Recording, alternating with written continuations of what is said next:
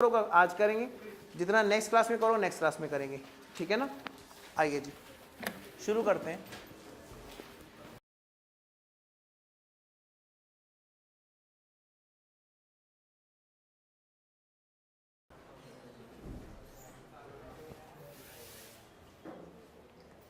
अच्छा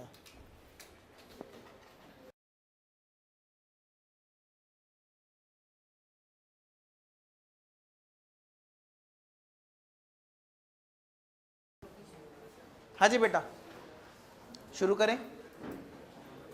देखो थ्योरी पढ़ने का बहुत सिंपल सा तरीका, पहले मैं आपको एक चीज़ समझाऊंगा, ठीक है, आप समझेंगे अच्छे से, सिर्फ सुनते रहेंगे और उनको मैं वर्ड्स को बार बार रिपीट करूंगा, ठीक है ना। उसके बाद में फिर आप लोग मेरे साथ साथ रिपीट करते चलेंगे और खो जाना है बेटा थ्योरी में, खो जाना है थ्योरी में। आप समझ लो आप हो, बस मैं हूँ और क्लास में कोई नहीं है, अगर थ्योरी पढ़नी है तो, और याद करनी है, यही सारी याद हो जाएगी, आपको सिर्फ जाके पन्ने पलटने नहीं। बैठ जाओ अच्छे से।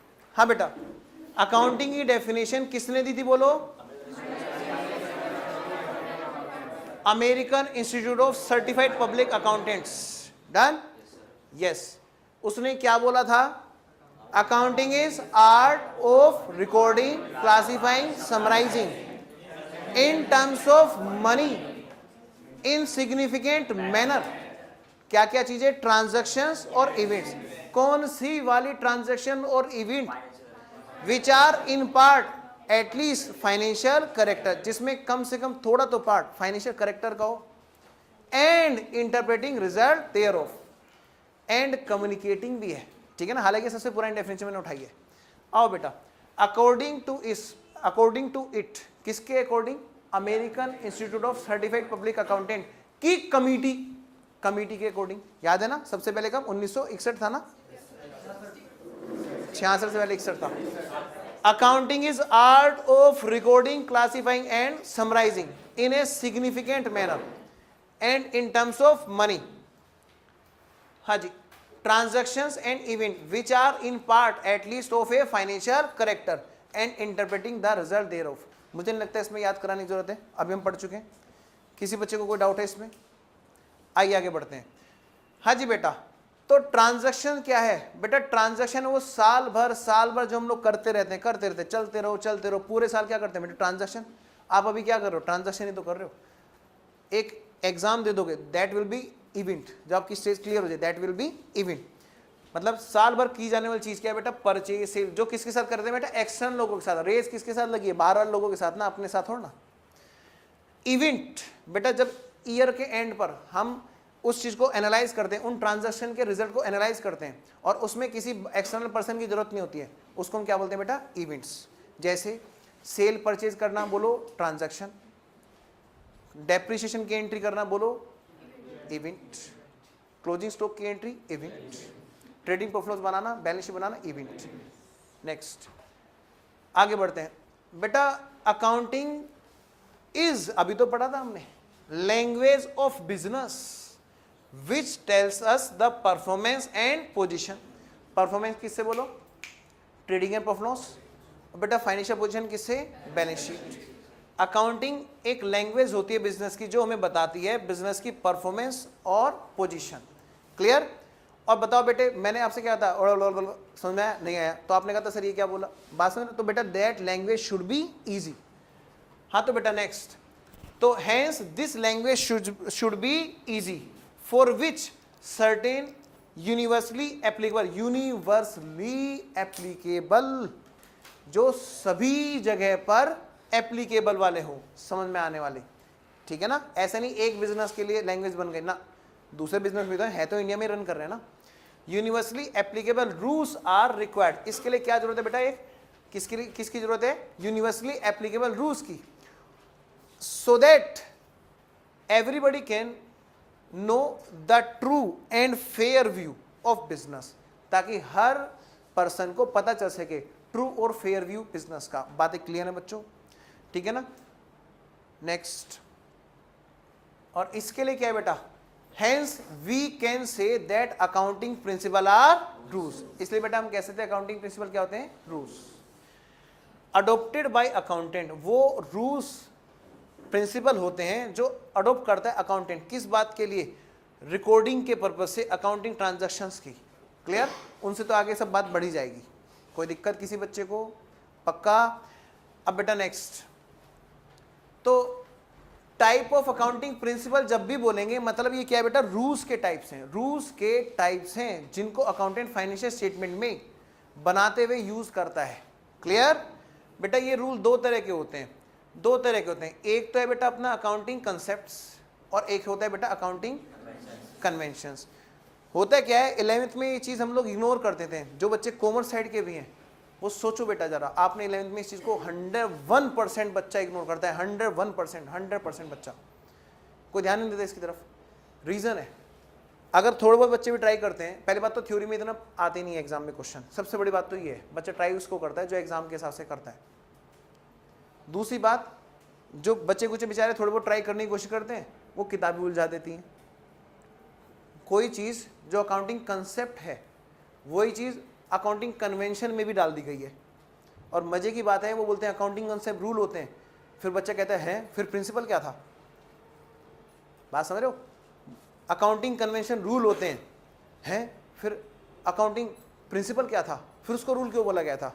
बेटा वो रूल दो तरह के हैं, एक अकाउंटिंग कंसेप्ट ये भी रूल होते हैं और अकाउंटिंग कन्वेंशन ये भी रूल होते हैं। अब देखना है कि इन दोनों में डिफरेंस क्या है। बेटा अकाउंटिंग कंसेप्ट्स क्या होते हैं? एक अजम्पशंस होते हैं जिनको बताया नहीं जाता कि भाई ये रूल होने। वो क्या होता है बेटा? जिनको सोचकर, क्या बोला मैंने? सोचकर, बेसिक अजम्पशंस और कंडीशंस दिमाग में रखकर अकाउंटेंट अकाउंटिंग करता है। जैसे मैंने आपसे बोला कि बेटा कल मिलेंगे हम लोग, कल मिलेंगे, चलो नेक्स्ट क्लास में, थ्योरी की क्लास में कल मिलेंगे। मैं आपसे बोलूं बेटा कल अगर हम लोग जिंदा रहे तो हम लोग मिल जाएंगे, ये बात बताने की है? बताओ, बोल बोल के डरा रहे हो, बात समझ रहे हो? ये कोई बताने की चीज़ है? ये तो बेसिक अजम्पशन है जिनको अलग से बताने की जरूरत ही नहीं होती। 2000 अकाउंटिंग कंसेप्ट जिनको बताने की जरूरत भी नहीं होती, बात समझ रहे हो? जिनको सोचकर अकाउंटेंट अकाउंट बनाता है। क्लियर? और अकाउंटिंग कन्वेंशन क्या होती है अभी हम डिटेल में पढ़ेंगे, डोंट वरी, पर समझ ले जरा अकाउंटिंग कन्वेंशन क्या होती है। जैसे मैंने देखा भाई सब लोग जो है अपने यहाँ पे बड़े अच्छे से एकदम टाइम से क्लास शुरू करते हैं, हम लोग बड़े लेजी कर देते हैं, कई बार 15 मिनट लेट स्टार्ट कर दी, बहुत गलत करते हैं। हमने भी एक रूल बना लिया, कल से जो बच्चा आएगा लेट उसको या तो बाहर भगा दिया जाएगा, वो खड़ा होकर पढ़ेगा, 2 दिन तक खड़ा होकर पढ़ने का मौका दिया जाएगा, उसके बाद में बाहर। बेटा हमने भी मान लिया, मार्केट देखी, उनके कॉपी कर लिया अपने यहाँ पे रूल, बात समझ रहे हो? तो ऐसे रूल अकाउंट्स में जो कॉपी किए जाते हैं, कॉपी नहीं, मार्केट के चलते मजबूरी में हमें अडॉप्ट करने पड़ते हैं, ऐसे रूल्स को क्या बोलते हैं? Accounting convention. जो मार्केट के ट्रेंड को यूज करते हैं हम अकाउंट्स में। जैसे बेटा आपको इतना जबरदस्त एग्जांपल देता हूं, अभी में क्या हुआ है, जब हम लोग आर्टिकलशिप कर रहे थे तो बेटा वहां पे ना, अब मैं भी पढ़ाता था पहले आर्टिकलशिप करते दौरान, अब पढ़ाता तो काफ़ी था, उसमें क्या हुआ, बैलेंस शीट जो कंपनी की बनती थी 12th में पढ़ाया जाता पुराने उसमें सिलेबस में कि भाई मर्जी है, आप चाहे तो हॉरिजेंटल बना लो जैसे इंडिविजुअल की बनती इसी टाइप से बना लो, हेड से वही डाल दो, या आप वर्टिकल बना लो। अब वर्टिकल में कौन दिमाग लगाए इतना, तो बच्चों को वही चीज़ सिखाई जाती थी। अब प्रैक्टिकली मार्केट में मैंने अपने बॉस के यहाँ पे मैंने भाई ये रही बैलेंस शीट मैंने बना के रख दी, हॉरिजेंटल ऐसे होती है ना, हाँ हॉरिजेंटल ऐसे बना के रख दी मैंने। अब हुआ क्या, उन्होंने कहा अबे ये क्या बना के लाया है, बैलेंस शीट बना के लाया, इसे तू बैलेंस शीट बोल रहा है। मैंने कहा ये तो ऐसा बैलेंस शीट, ये देखो ये रही किताब, ये देखो। उसने कहा प्रैक्टिकली, या प्रैक्टिकली मार्केट में सिर्फ एक ही चल रही है, वर्टिकल। मैंने कहा अच्छा, फिर मैंने कहा किताब में ऐसा क्यों लिखा है, तेरी ऐसी तैसी किताब कर पढ़ियो घर जाके, यहाँ वो काम कर जो मैं करने आया हूँ। मैंने कहा ठीक है सर। फिर मैंने जाके सोचा बेटा, फिर पता क्या हुआ, अभी रिसेंटली क्या हुआ, चेंज आ गया, रिसेंटली चेंज आ गया था, पिछले 1 साल के अंदर अंदर शेड्यूल 6 रिवाइज हो गया, और फिर शेड्यूल 6 के रिवीजन के बाद एक और रिवीजन हुआ है। हालांकि उसमें क्या कर दिया उन्होंने, मैंडेटरी कर दिया, सिर्फ और सिर्फ वर्टिकल ही पढ़ाया जाएगा बच्चों को। रीजन, क्योंकि मार्केट में ट्रेंड ये चल रहा था, उसी को उन्होंने उठा के रूल बना लिया। बेटा आपके सामने एकदम लाइव एग्जांपल है ये अकाउंटिंग कन्वेंशन का, इससे अच्छा एग्जांपल शायद ही कोई देखने को मिले, बात समझ रहे हो? तो ऐसे रूल्स जो because of market trend accounts में अडॉप्ट करने पड़ते हैं, उनको क्या बोलते हैं, अकाउंटिंग कन्वेंशन। क्लियर? आइए जी अब शुरू करते हैं इसकी पढ़ाई। हाँ जी, ठीक है, अकाउंटिंग कंसेप्ट शुरू करते हैं बेटा। पहला अकाउंटिंग रूल, अकाउंटिंग कंसेप्ट का मतलब क्या होता है, फिर देखेंगे वो कौन कौन से कंसेप्ट हैं जो हमें पढ़ने हैं। Accounting concept include the basic assumptions और कंडीशन। ये है बेटा स्ट्राइकिंग वर्ड, रटना नहीं है आपको, बिल्कुल भी लिखना नहीं है, किताब में सब लिखा हुआ है, आप घर जाके कहोगे ये तो सब हो गया। आपको सिर्फ यहाँ पे समझना है, याद मैं करा दूंगा, मेरी टेंशन है। आपको सिर्फ एक चीज करनी है, समझना है और सुनना है, मेरी गारंटी आपको याद में कराऊंगा। बेसिक अजम्पशंस और conditions upon which the science of accounting is based, जिसके ऊपर अकाउंटिंग की साइंस पूरी बेस्ड है। अच्छा, टाइप्स ऑफ कंसेप्ट कौन कौन से अभी देखेंगे बेटा, अभी देखेंगे। और एक बार फटाफट से क्विक रिवीजन लेते हैं। बोलो बेटे, अकाउंटिंग की डेफिनेशन किसने दी थी, बोलो। अमेरिकन इंस्टीट्यूट ऑफ, आवाज अगर नहीं आई ना ढंग में, जिस बच्चे के यहां से आवाज नहीं आ रही होगी बेटा उसी को खड़ा करके बुलाऊंगा, फिर सारी डेफिनेशन वही सुनाएगा। बोलो बेटे, किसने दी थी, American Institute of Certified public accountant. क्या डेफिनेशन दी थी, अकाउंटिंग एक आर्ट है, किस चीज की, रिकॉर्ड, क्लासिफाई, समराइज करने की इन significant manner in terms of money, ठीक है ना, किस चीज को, ट्रांजैक्शंस एंड इवेंट्स। क्लियर, हाँ आगे बोलो। विच आर, कौन सी ट्रांजैक्शन और event, which are in part at least of financial character. बेटा पानी पीना। Clear, next, and interpreting result thereof, उधर ही रखो। नेक्स्ट, उसके बाद बेटा फिर हमने क्या पढ़ा था, बोलो।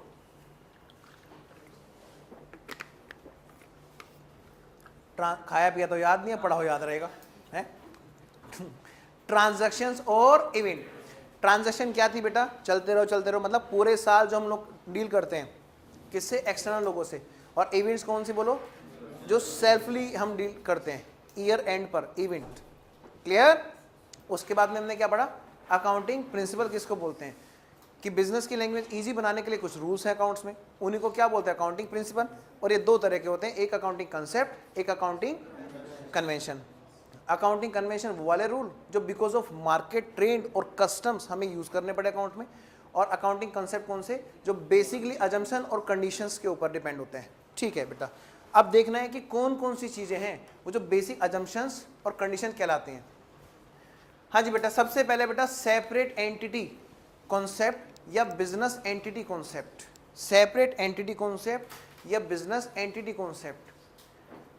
बेटा सबसे पहले जब मैंने आपको जनरेटिव पढ़ाना शुरू किया था, मैंने आपको क्या कहा था, बिजनेस अलग है, बिजनेसमैन अलग चीज है। अपने आप को क्या मान के एंट्री करेंगे हम लोग, हम कौन है, बिजनेस का फिजिकल स्ट्रक्चर।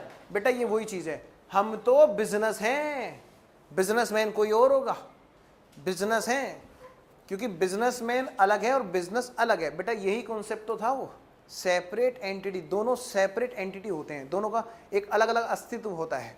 किसी बच्चे को इस पॉइंट में कोई दिक्कत। नेक्स्ट, अगला बेटा, अगला इसमें going concern concept. Going concern concept, going concern concept ये कहता है, मतलब गोइंग कंसर्न कॉन्सेप्ट ये कहता है जब भी अकाउंटेंट अकाउंटिंग करेगा तो वो ये सोच के करेगा कि बिजनेस चलता रहेगा चलता रहेगा चलता रहेगा। आप सबको पता है फॉरएवर तो कभी कोई चीज़ नहीं चलती, लेकिन जितना फ्यूचर इजीली विजिबल है उतने के दौरान तो चलता रहेगा, रुकेगा नहीं। जैसे फॉर एग्जांपल कोई भी बिजनेसमैन, कोई भी बिजनेस है, जैसे धीरूभाई अंबानी समझ लो, धीरूभाई अंबानी जब रिलायंस चला रहे होंगे, अगर धीरूभाई अंबानी जी खुद ही अकाउंटिंग करते, या छोड़ो धीरूभाई अंबानी जी का जो अकाउंटेंट है वो क्या सोच के अकाउंटिंग करता होगा, भाई जब तक धीरूभाई अंबानी जी हैं तब तक तो रिलायंस का पेट्रोल बिकता रहेगा बिकता रहेगा बिकता रहेगा। पहले पेट्रोल से तो जाना था उनको, हालांकि बाद में मायावती ने देखो क्या कर दिया, यूपी में बंद कर दिया उनके, ऐसे कुछ हुआ है मुझे नहीं पता। तो मैं कह रहा हूँ वो अकाउंटेंट क्या सोच रहा होगा, वो पेट्रोल पंप्स जो असेट्स उन्होंने खरीदी थी, वो लैंड, वो बिल्डिंग जो खरीदी बनाई थी, उन पर जो डेप्शन लगा रहा होगा, वो क्या सोच के लगा रहा होगा, बिल्डिंग, कि धीरूभाई अंबानी जी कितने साल और जिएंगे, मान लें 20 साल, मतलब उनकी हालत ख़राब थी, 20 साल छोड़ो 30 साल भी, 40 साल भी, एक नियरेस्ट फ्यूचर एस्टिमेटेड था ना, ऐसा तो नहीं फॉरएवर जीते रहेंगे। उसने कहा जितना फ्यूचर आराम से दिख सकता है उस दौरान मैं उसको राइट ऑफ कर लूँ। हालांकि बिल्डिंग की अपनी एक इंडिपेंडेंट लाइफ होती है, पर मैं ये कह रहा हूँ उसने जो सोचा होगा क्या सोच के बनाया होगा कि भाई इतने पीरियड तक तो रिलायंस का पेट्रोल बिकता रहेगा जिस टाइम तक धीरू भाई अंबानी जी होंगे, बोलो है कि नहीं बेटा। तो एक नियरेस्ट फ्यूचर दिखाई देता है ना, तो उसी को हम कहते हैं गोइंग कंसर्न का मतलब not forever but to the extent we can see the estimated future, ठीक है ना, जितना हम देख सकते हैं उस टाइम तक ये बिजनेस चलता रहेगा, हम ऐसा मान के अकाउंटिंग करते हैं। यानी जब भी हम फाइनेंशियल स्टेटमेंट बनाएंगे तो हम सब चीज़ों को ओरिजिनल कॉस्ट पर रखते हैं, हम नहीं रखते बिकने वाली वैल्यू पर, ये सोचकर कि भाई कल को बिजनेस खत्म करके जाना है, अगर जाना है तो सब चीज़ें मार्केट वैल्यू पे लानी पड़ेंगी। डन। तो पहला कॉन्सेप्ट तो सेपरेट एंटिटी कॉन्सेप्ट है, दूसरा कॉन्सेप्ट है गोइंग कंसर्न कॉन्सेप्ट। क्या ये बात क्लियर है सब बच्चों को? नेक्स्ट चलो इसका एक एग्जांपल और देखता हूं, निकालो एक बार फटाफट से, जल्दी से कॉपी निकालो बेटा, लिखो इसमें एक एग्जांपल लिखते हैं।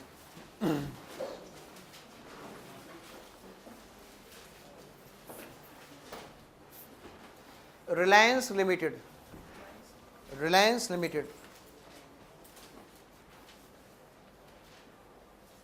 purchased a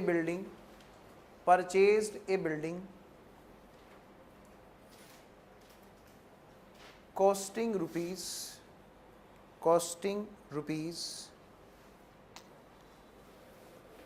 10 lakh,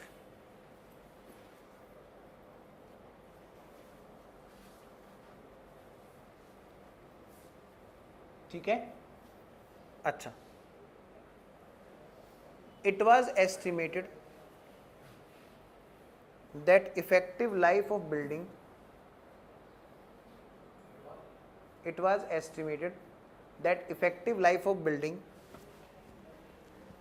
is equal to 1 lakh, sorry 10 years, and after that estimated scrap value is equal to 1 lakh rupees. Estimated scrap value is equal to 1 lakh rupees.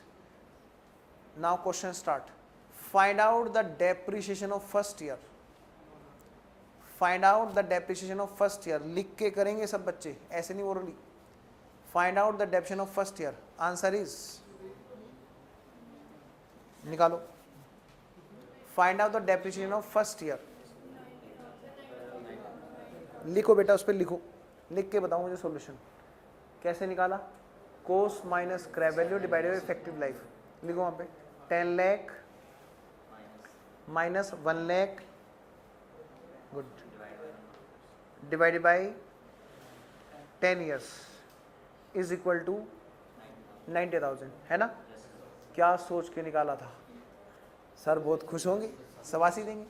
बेटा ये सोचो, गोइंग कंसर्न आपने मान लिया, अगले 9 साल में बिजनेस चलेगा और हमें मौका मिलेगा कि हम बाकी के 8,10,000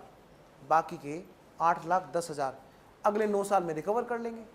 अगर आपको पता हो ना कि नेक्स्ट ईयर में बिजनेस बंद होने वाला है, आप सारा 10 लाख इसी साल रिकवर करोगे।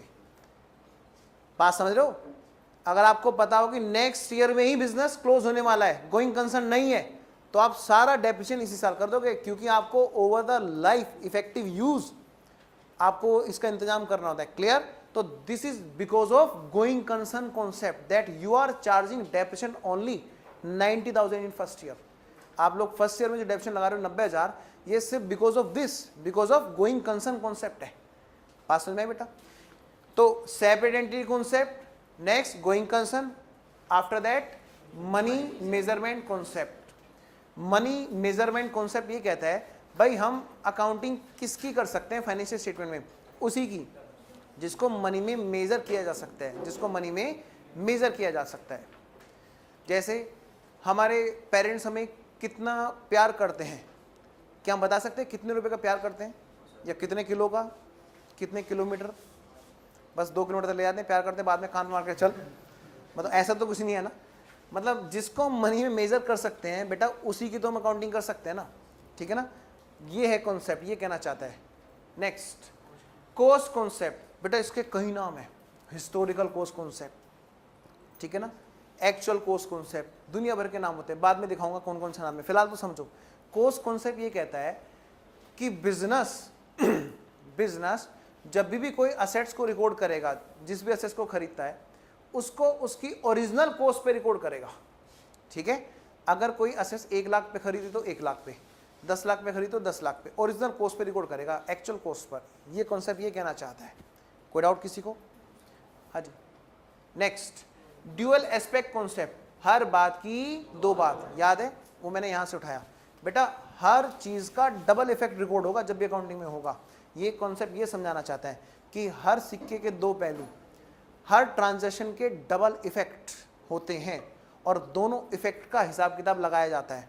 अगर आपने मुझे कोई चीज़ दी तो दो बातें हुई, वो चीज़ मेरे पास आई और आपने दी, आपका मेरे सिर पे उधार है। मेरे पास अगर वो मेरी जेब में पड़ी हुई है तो मेरे सिर पे साथ में लायबिलिटी भी खड़ी हुई है। दोनों बातें वहाँ पर, ये नहीं कि बस जेब में रख लिया बस अब भूल गए। क्लियर? तो हर बात की दो बात, मतलब हर ट्रांजैक्शन के दो पहलू, डेबिट और क्रेडिट। नेक्स्ट, अच्छा ये जो है ना, इस केस में मैंने एक शॉर्टकट बना रखा है समझाने के लिए। मैं आपको बताता हूँ बेटा, इनको शॉर्ट में याद करें, SGMC।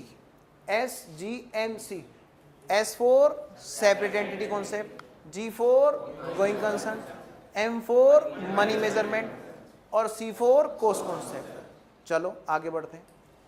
ड्यूअल एस्पेक्ट कॉन्सेप्ट आपको क्लियर है, D। Next, A for accounting period concept, इसका एब्रिविएशन हम यूज करेंगे शुरू वाला A।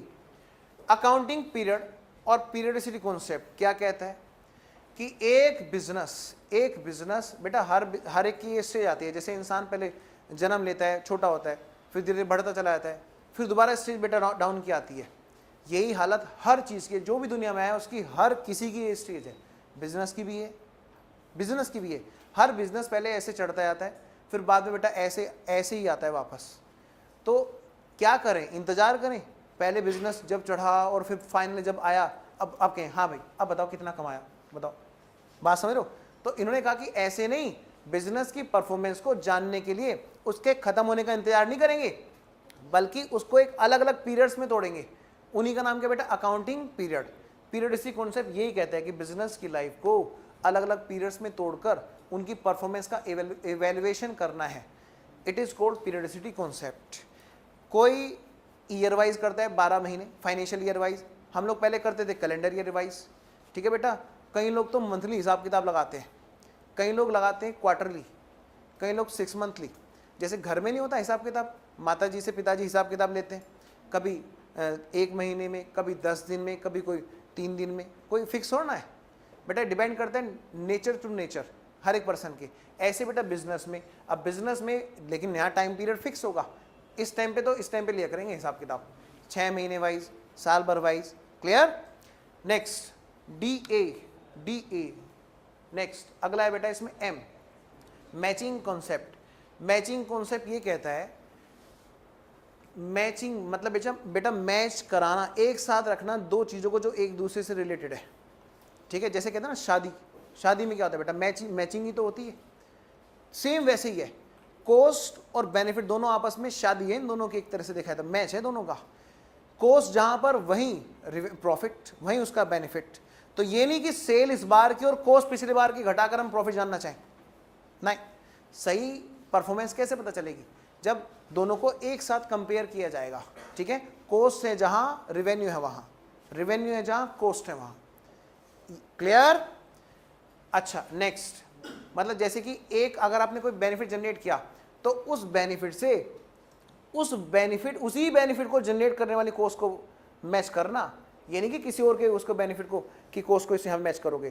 क्लियर? तभी तो उस प्रोजेक्ट का सही बेनिफिट सामने आएगा।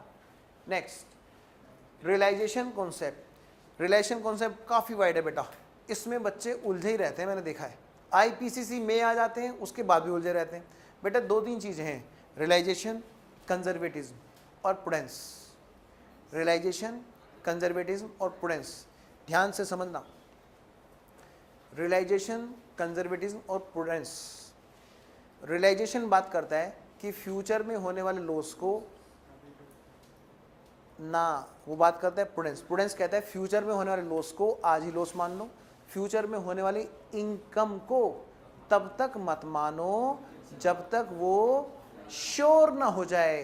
प्रूडेंस को ना आप प्रूडेंस वर्ड मत पढ़ो, समझ लो समझदारी। समझदारी क्या है? समझदारी क्या है? फ्यूचर में अगर नुकसान दिख रहा हो तुरंत नुकसान मान के इंतजाम करना शुरू कर लो, समझदारी बोलो उसको, प्रूडेंस नहीं बोलेंगे हम इसको, है तो हिंदी उसकी, समझदारी बोलेंगे। समझदारी क्या है? फ्यूचर में अगर कोई लॉस दिख रहा है या कोई खर्चा दिख रहा है उसका भैया अभी से इंतजाम करना शुरू कर लो, ये कहता है। अच्छा, और क्या? अगर फ्यूचर में कोई फ़ायदा दिख रहा है, फ़ायदा चाहे वो सेल दिख रही हो, चाहे वो प्रॉफिट दिख रहा हो, कुछ भी हो ना, जब तक पक्का ना हो जाए ना कि पक्का मिलेगा श्योर, तब तक मत उसकी एंट्री डालो। बात समझ रहे हो? जैसे यहां पर एक छोटी सी चीज़ है, एक छोटी सी चीज़ है, जैसे एक एग्जाम्पल है बेटा। एग्जाम्पल ये है, पहले मैं बोर्ड पे लिख के कराता था, अब मैं इसको ऐसे भी समझाना चाहता हूँ। बेटा एक पर्सन ने ऑर्डर दिया किसी चीज़ का कि भाई हमें गुड्स खरीदना है। नेक्स्ट उसके बाद में उस पर्सन ने उस प्रोजेक्ट पर काम करना शुरू कर दिया। ठीक है, काम कंप्लीट हो गया। तीसरी स्टेज आई, काम कंप्लीट हो गया। पहली स्टेज हमने उसको ऑर्डर दिया, दूसरी स्टेज उसने उस पर काम करना शुरू कर दिया, तीसरी स्टेज उसने वो काम कंप्लीट कर लिया, फोर्थ स्टेज उसने वो चीज़ हमें डिलीवर की, फिफ्थ स्टेज हमने उसको पेमेंट किया। मेरे ख्याल से सब बच्चे समझ रहे हैं। पहली स्टेज हमने उसको ऑर्डर दिया, भाई ये बना दो हमारे लिए। दूसरी स्टेज उसने उस पर काम शुरू कर दिया।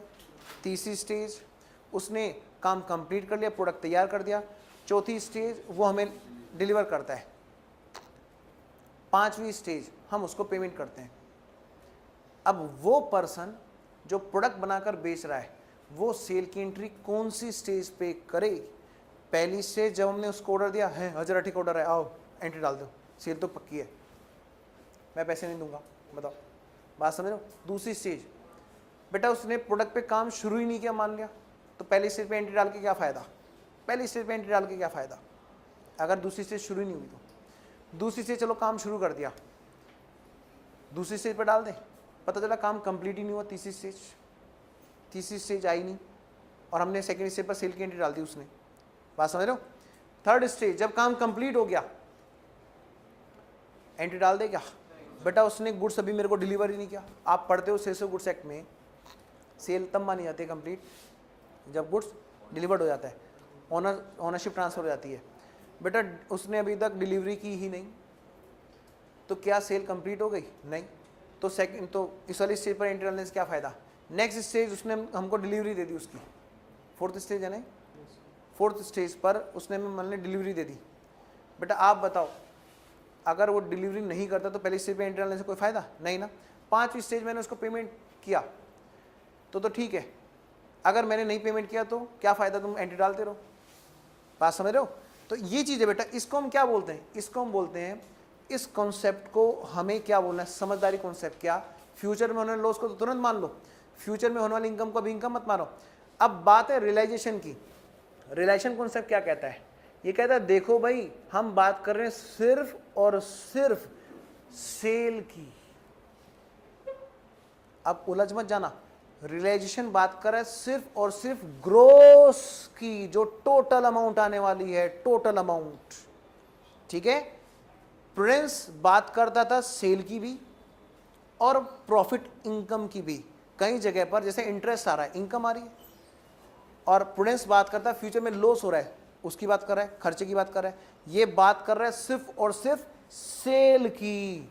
अगर आनी पक्की है तो एंट्री डाल दो और वरना मत डालो। रिलेशन कॉन्सेप्ट ये कहता है। और पता चला सेल नहीं, कोई इंटरेस्ट रिसीव होने वाला है, तो ये कहता है इंटरेस्ट भी तो क्या है? ग्रोस अमाउंट की। बेटा ये कॉन्सेप्ट बात करता है ग्रोस अमाउंट की। अगर फ्यूचर में तुम्हें दिख रहा है जो अमाउंट तुम जिसके लिए तुम काम कर रहे हो वो अमाउंट आने वाली श्योरिटी है उस अमाउंट के आने की, तो एंट्री डाल दो। हमने तो बस एक चीज़ पढ़ी है, डेटर डेबिट टू सेल। अगर क्रेडिट सेल की जाती है, बेटा पानी देना, अगर क्रेडिट सेल की जाती है तो डेटर डेबिट टू सेल। किसी ने कभी सोचा कि पता नहीं वो डेटर पैसे दे ना दे, ऐसे तो हम दुनिया भर की एंट्री डालते रहे?